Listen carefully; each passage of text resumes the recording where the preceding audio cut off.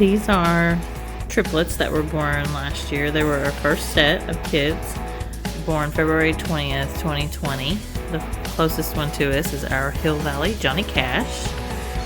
The one next to him, he's acting already Bucky, you can see. But he's flirting with Gypsy, his sister. I think her name is Hill Valley Chloe now. And in the part where I talk about birthing supplies, I'll talk about the selenium and splinting. She was actually born with her back leg kind of bent, and as you with her hoof pointed down. But as you can see in this video, she gets around just fine, and she's completely over that. So she completely recovered from that. The little white and cream one, we called her Queso, but her name now is Hill Valley, I think Lindor. But anyways, they're all three very healthy, and they are out of Corey's Fancy Tea Elfwin and Fields of Grace Z Zambra. And we cannot wait to have kids again because this is so fun, watching them hop around and have fun. They are about 4 days old here, and it was really cold.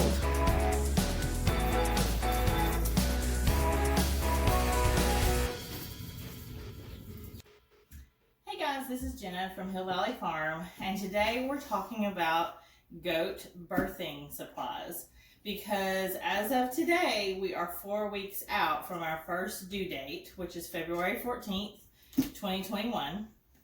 So I wanted to go through the things that we take with us to the barn and allows us to be ready and for basically anything, aside from a vet.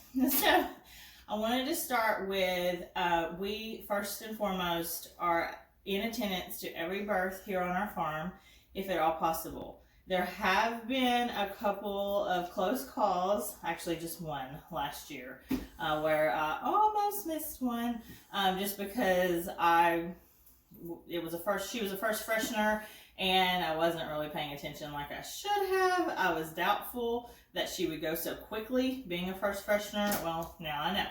So, with that said, we have been to every birth, and we want to continue to do that because it is possible for the does to get into distress, or you need to assist. And so we try not to have to assist, but there are times when we have to. So let's get started. This is the thing that carries most of my things in here, like the tools. So first of all, we want some gloves. Really good. These are the nitrile gloves. I do recommend you getting a size that actually fits your hand, because if you have to go in, you want to be sure that you can feel. You don't want loose gloves, it's not fun. So there's gloves. The other thing is obviously some good hand sanitizer, because if I have to go in and I don't have my gloves, or if I'm in a really big hurry, I at least can put some hand sanitizer on my hands before I go in. Let's see. Probios. This is actually not just something that I keep in a birthing kit. It's something that I keep year round. It is something I always need. It is live microorganisms, and it's really great for a goat who has been stressed or anything like that. Birth is stressful, and so a lot of times right after birth, the dam may get clumpy poop, and that's normal. But I will start giving them some probios. It has directions on here, but we do, it's one of these where you twist it back and you give them 5 grams at a time. And so this is something, like I said, I always have, but I like to keep it in the birthing kit too, because this goes to and from all the time. I also like to have Nutri-Drench sometimes in a very long birth. It's very helpful. It gives them that extra boost through the labor. And I've not had to thankfully use it, but maybe once here. But I, again, like to have it just in case. So it's Nutri-Drench, and I give it with my oral syringe here. So I'll suck it up, put it in their mouth as far as I can go back, and squirt it in. So that's what that is for.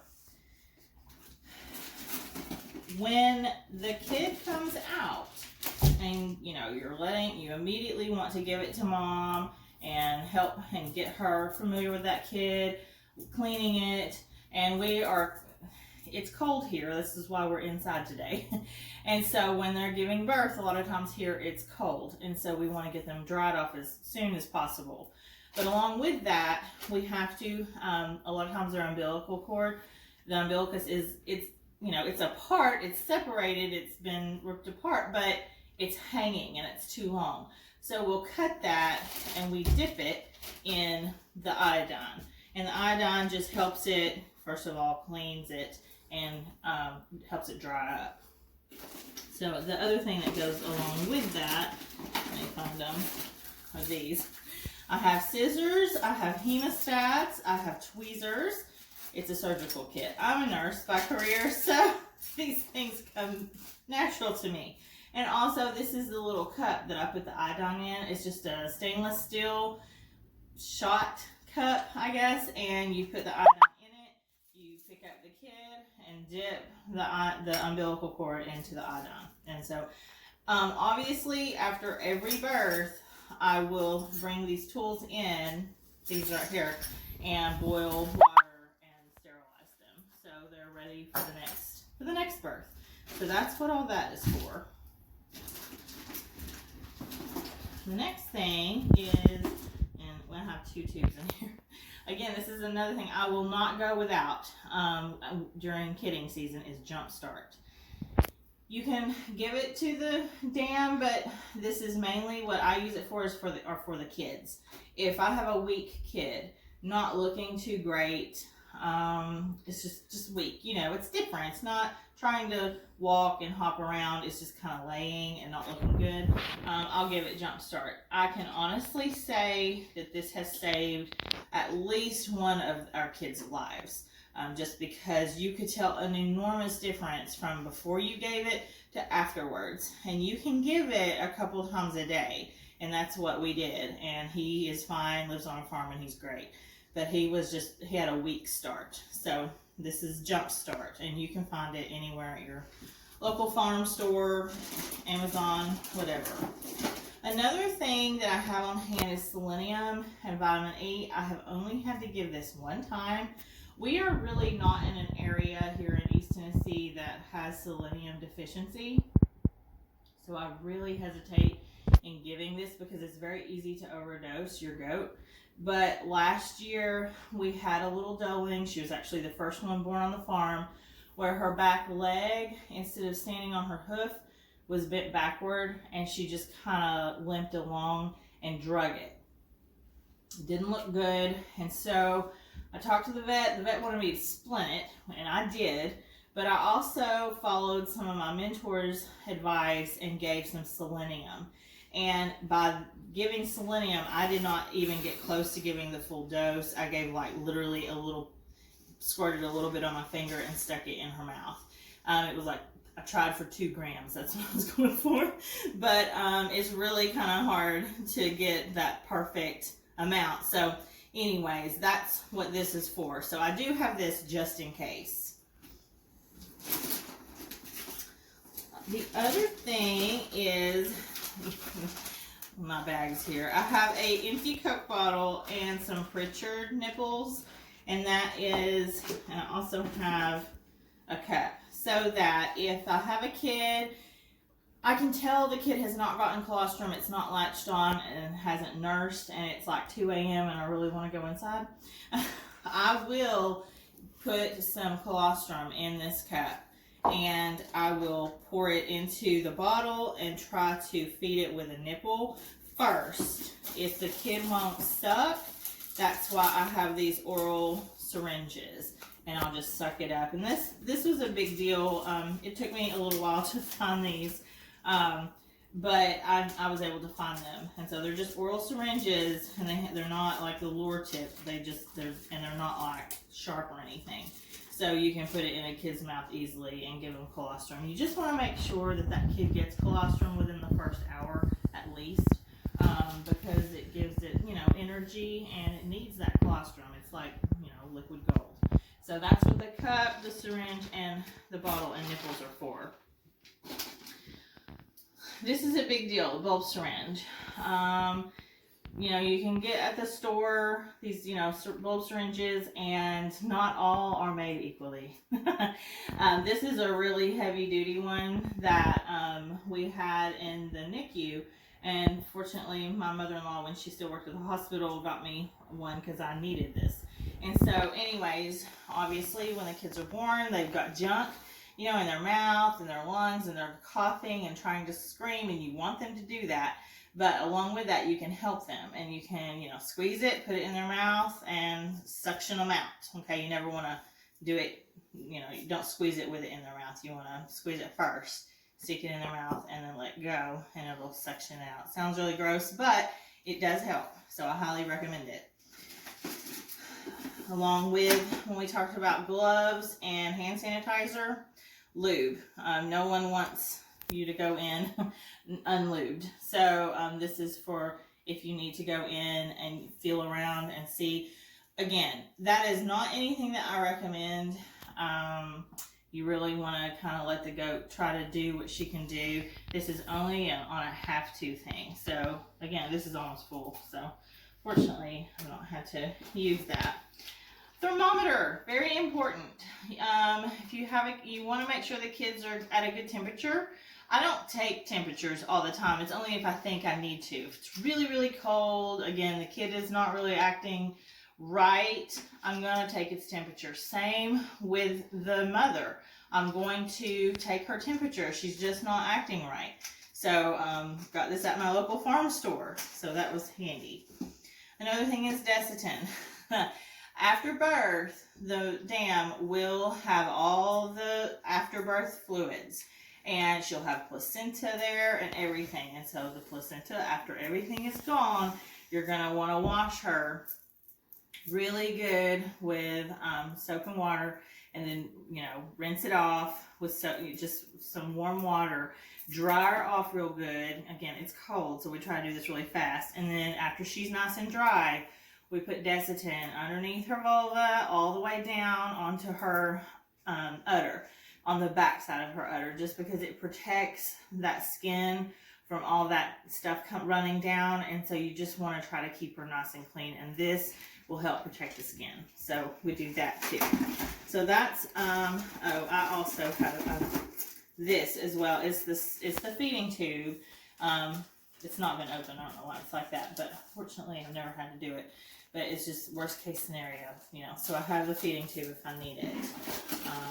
But some of these things are, you know, if you know, just in case, and then others are, you know, you use them every time. So I'll pack that all back up in a little while, but I wanted to give you guys. So that's that particular box. No matter what, I have to have that box. When we have a birth. So here's the other one. So in this bag, I like the cover because it keeps the hay and everything out when we're in there. We got a little overzealous last birth, and Kaden got a bunch of the, I call them Chuck's pads because that's what we call them in the hospital, but they're actually just puppy pads, as you can see on the bag. But anyways, they come in this bag, and I like to keep them in there, but we clearly thought with that last birth we were getting more than we really were.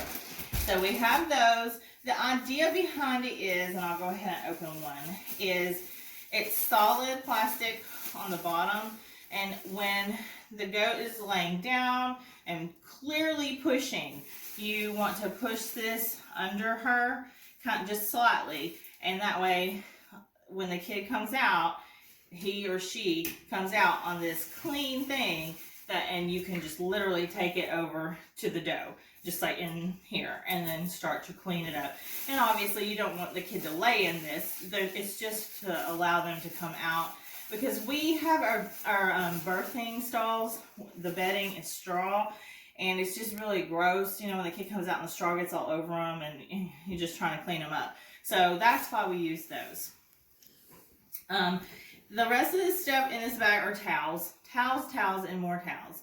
I also like towels that are like this size, because these kids are teeny, you know, and so you want something when they're starting to really dry off, something a little bit smaller, and it's easier to work with. So we have tons of towels. We also have wooden spoons and molasses.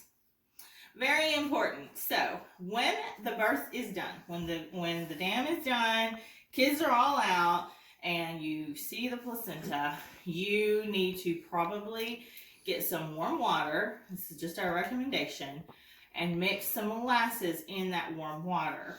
And sometimes at the end of your jar, you know, I have a knife in here somewhere. This is a butter knife, and it helps you scrape it out because it gets really thick. But this gives the dough some sugar, and it gives her a boost and some energy. Because again, labor, if you've ever had kids, you know, labor is some serious business, and they're having, you know, 2, 3, 4, sometimes a big single. We don't want the big singles, but it happens. So anyway, so that's really nice just to give them in their water bucket, and they will suck it down. My doughs are spoiled. They love that warm water anyways, but put molasses in it, and oh my goodness, it's a treat. The other thing that we have, this is just garbage bags.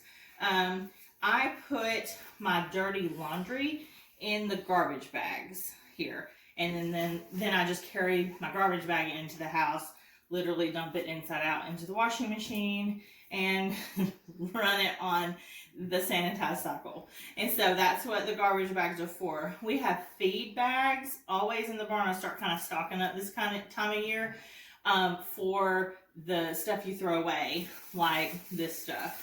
The dirty puppy pads, and anything else that, you know, we also, I don't have any in here now, but we normally have paper towels as well. I don't use paper towels as much as I just use our regular towels, but it's something to have if you need to throw that away. I just throw it in an old feed bag. So that's really what is in this bag here. And we'll pack that back up and put the lid on. And this next bag is literally just towels. So my mom donated a ton of towels to me recently, and so I have more towels than I know what to do with. But you just can't have enough, you know, or too many, I should say. So and also another reason why I wanted so many towels is because let's say that I only use half of these towels, or just a quarter of them, and I have another goat or two go into labor, and I'm still working on washing things, you know, so, because that's the reality this year for us. We have a couple that are really due at the same time, and one that could go with those two or the other, you know, so we just don't know. So we want to make sure that we're just always ready to go. So I think that's it. I know some people have on hand, and we do, if we need it, have like penicillin. It's the Pen-G. If we had to go in, and then we give the penicillin shot, and just to help prevent a possible infection. But fortunately, we've not had to do that here yet. You know, there's a first time for everything, so I'm not going to say it's not going to happen. So we do have it on hand. Another important thing is a watch or your phone, anything that tells you the time, because when the dough starts pushing, and I mean pushing and screaming, she doesn't really need to do that more than 30 minutes because she will wear down really quickly. So you need to have some sort of idea of what time she started pushing so that you know if you're getting into trouble. I do recommend having your phone on you out in the barn, because in case you need to call your vet. And having a vet is really important. And we are so fortunate here. We have an excellent vet. Actually, it's a team of vets, and I know 2 of them very well, and they know my goats, and I know them, and they know me, and it's just a really good relationship. So that's very important to have if you have that. Not everyone has that in their area, especially when it comes to goats. So With that said, I know it's a lot. It might be overwhelming, but it really isn't. It's just something that you have to do. It's, part of the responsibility of, having goats and when they, of breeding them. So if you have any questions, definitely ask it in the comments. I'll be happy to answer any questions you have. But for now, we'll see you guys next time.